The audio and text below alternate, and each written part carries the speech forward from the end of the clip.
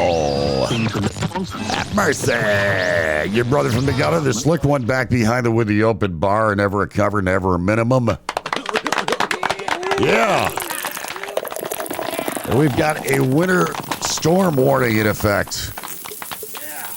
For those of you that live somewhere else, good for you, especially if it's someplace warm.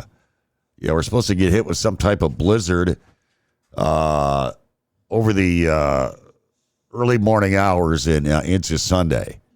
And they're saying we could get a foot of snow, and the temperatures are like fucking 0, 1 degrees, 2 degrees, wind chills below 0. So, yeah, it's it's just wonderful.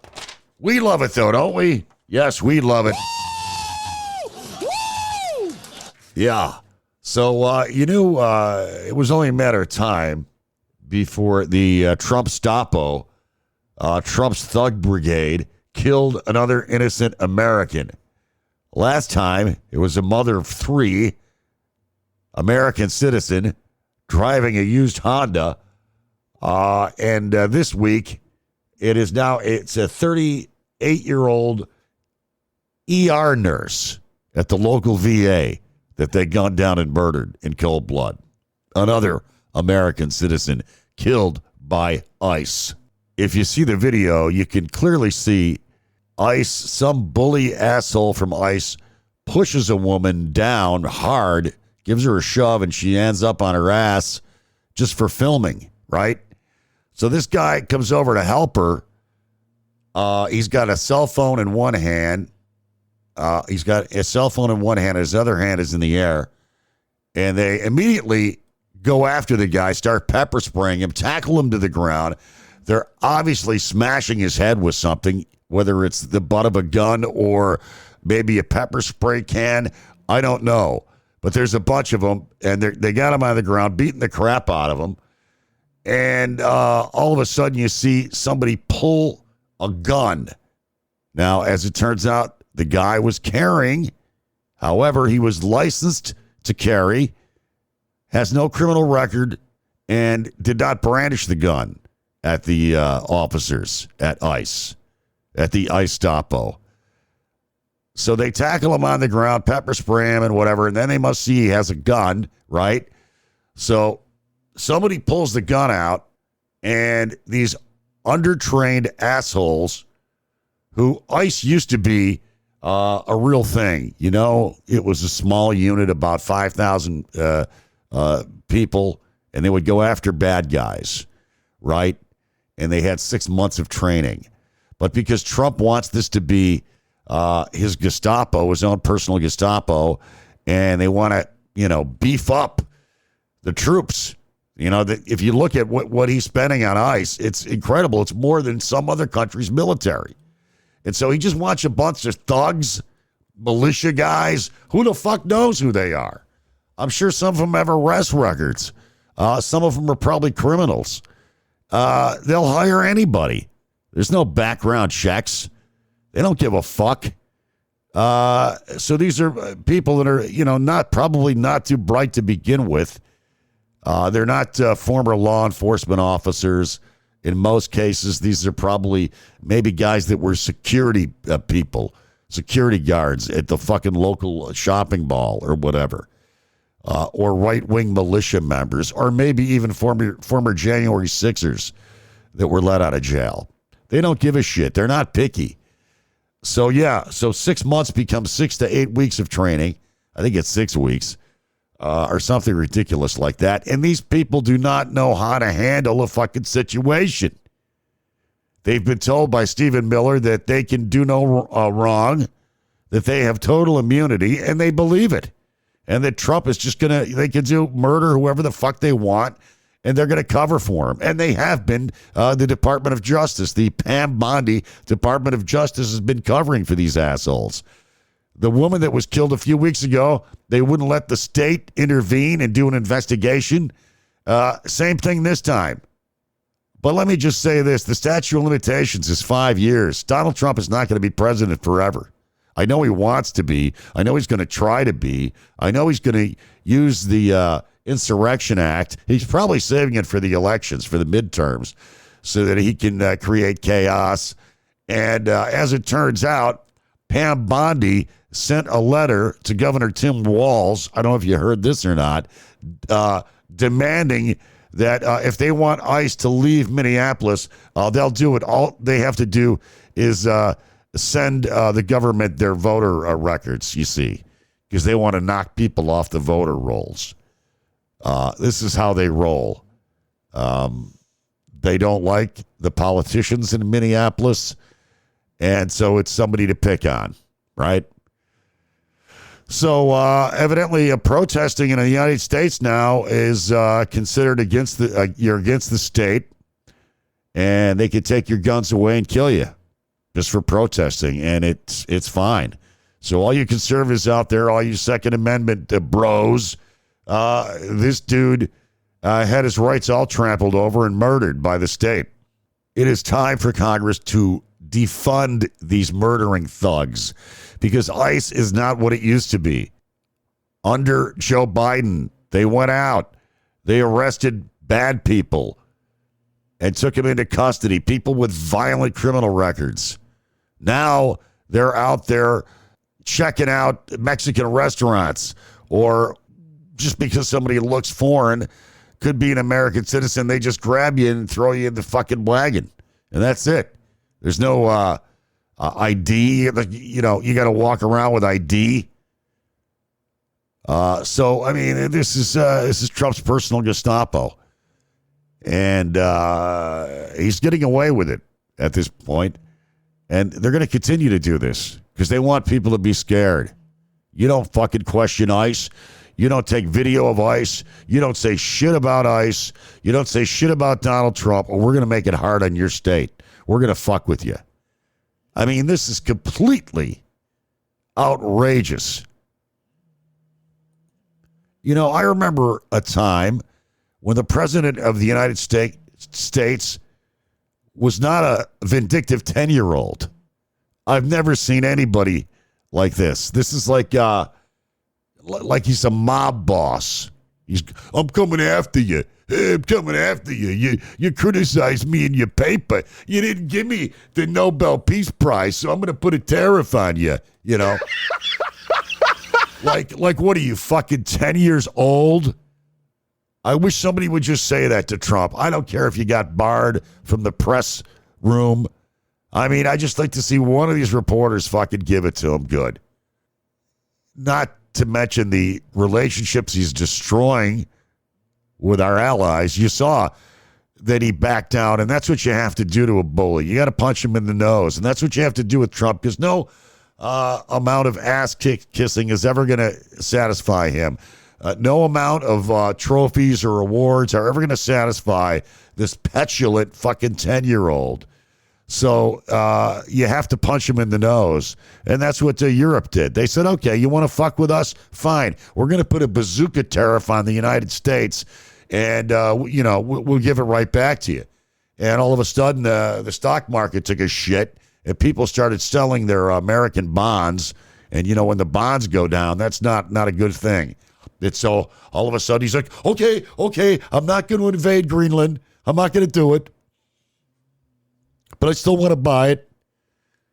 And, of course, nobody's talking about the Epstein situation, which only 1% of the records have been released with this. Yes, I don't put it past Trump to fucking get us into a war, anything to distract from the Epstein saga. All I want to say is that they have to go after these guys. They have to hold these people accountable. And the Democrats need to get some balls and defund this, because this is not ICE anymore. This is Trump's private goon squad. You gotta be a football hero to get along with a beautiful girl. Why, certainly. And hey, how about those Buffalo Bills, huh? Interviewing Phillip Rivers for the head coaching position. What could go wrong with that? And, you know, he's got the credentials. Not only was he, of course, a great quarterback for all those years, but he's also coaching high school football. So the Bills, of course, in their infinite wisdom, gave him an interview. And Josh Allen was even there for the interview, I guess. So, Phillip Rivers being considered, even though he's never been a pro coach at any level. Mike McDaniel, has canceled his interview with the Bills. Also canceled his interview with the Cleveland Browns this week. So I'm pretty bummed out about that, let me tell you. Really, I would not want to see Mike McDaniel hired. The rumor is he's going to go to the Chargers, or he's waiting for another interview with possibly another team. Anybody that would hire him, a coordinator, yes, possibly, but a leader of men doesn't seem that way, and that's why you got to have the whole fucking thing. You can't just be a coordinator like the guy with the Patriots who got all these head coaching jobs, and he sucked. He got 2 jobs, and he got fired for both of them. He sucked. What's his name? McDaniel, the offensive guru with the Patriots. He's back there now. But you have to be able to be a leader of men. And that's where McDermott was really good. He had the locker room. Guys had run through a wall for him. They played hard for him every week. Hey, that's important. It's not just about being a genius with the X's and O's. I don't think you really have to be with a quarterback like we have.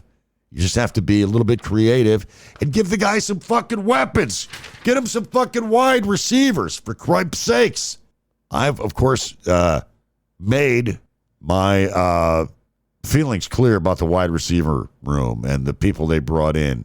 Josh Palmer, Curtis Samuel, and now they're throwing Keon Coleman under the bus, but he has been a bust. And Terry Pagula is saying he had nothing to do with the selection of Keon Coleman. Imagine how Keon Coleman must feel like shit right now. But, of course, he had input into that. Somebody released a videotape of him in the draft room, and he seemed pretty happy about the selection. So, his hands are all over this mess that we keep losing every year because he expects Josh Allen to go out there and fucking, and he's whining about the salary cap and this and that, and there's people we had to sign. And I get all that. But listen, the priority should be, the defense is important. Other things are important. But the priority should be that you have talent at the wide receiver position when you have the best quarterback in the league. You're like it's like a Rolls Royce with Volkswagen hubcaps. He's throwing to fucking guys who were sitting on the couch, or a couple of bust retread free agents that Bean the genius had signed. Who's the other one? Emmanuel Sanders. He was another flopola. The only guy that was any good was Brandon Cooks. So listen. It's just it's a fucking mess, and I don't see what they're going to do to fix this. I mean, I guess the less damage or the least damage would be if they brought in Dayball. I mean, he's familiar with the culture. He was there before. He has a good relationship with Josh Allen. But you better get somebody good, I mean real good, to be your defensive coordinator. McDermott, and you're replacing the offense. You're replacing the head coach, and you're also replacing McDermott, who was in charge of the defense. It was his defense, even though other people called the plays. And it was his strategy and game planning that went into the defense. So you're going to have to, and I thought he did a pretty good job with having shit to work with this year with our defense. I mean, I know they were much maligned, but they did come up big many times, even though they were outgunned with a lot of injuries and whatnot. So it's not like you could just say, let's get an offensive guru and we'll have a shitty defense. They will have to find a capable defensive coordinator, and that is my question to Dayball. If we hire you, who is the defensive coordinator going to be? I forgot the schmuck he hired it with the Giants. I think he ended up firing him. But they better get that straight right off.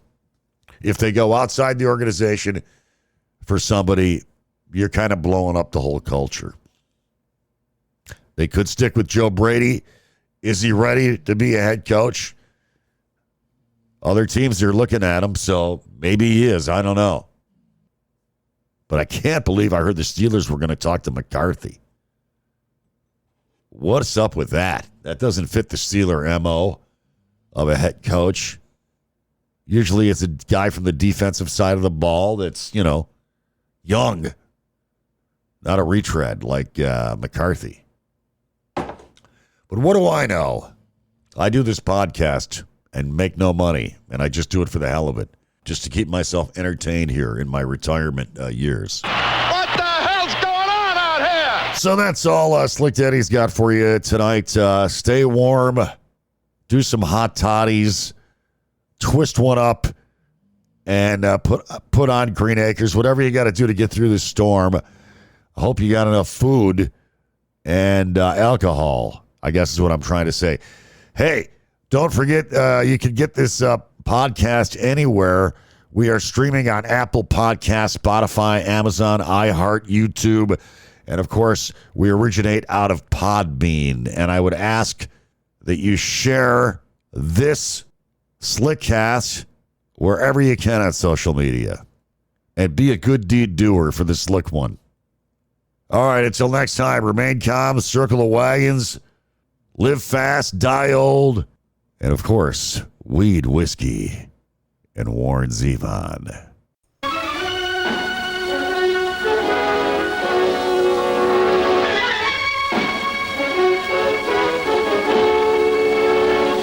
Hail to the king, baby.